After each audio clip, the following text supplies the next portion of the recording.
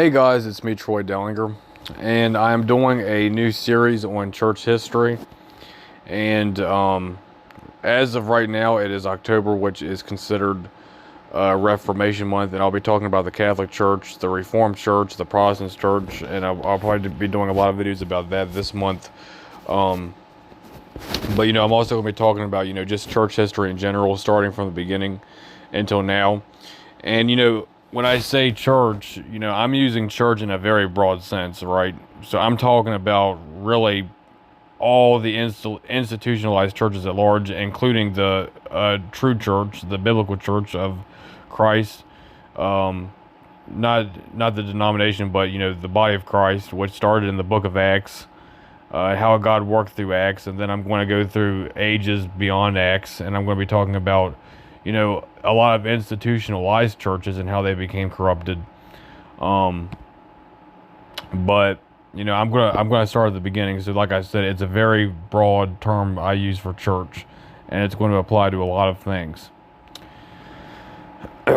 Okay, but the foundation starts here in Matthew 16 verse 18, where Jesus says, and I say also unto thee that thou art Peter, and upon this rock will I build my church, and the gates of hell shall not prevail against it.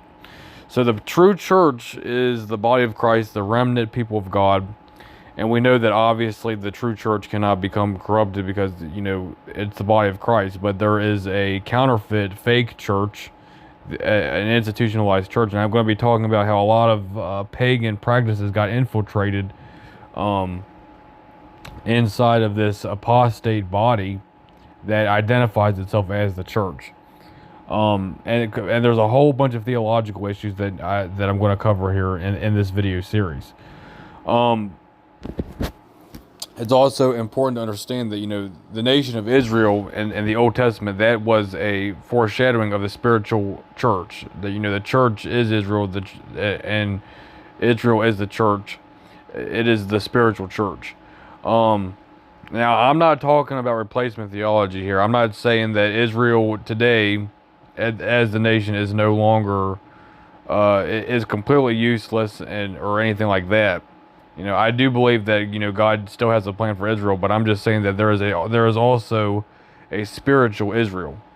Okay, but I'm not going to talk too much about Israel because that's kind of a different topic. But I just want to say that that everything in the Old Testament is a foreshadowing of what's to come with Jesus Christ and his church. Okay. So that's all I got for right now, and thank you for watching.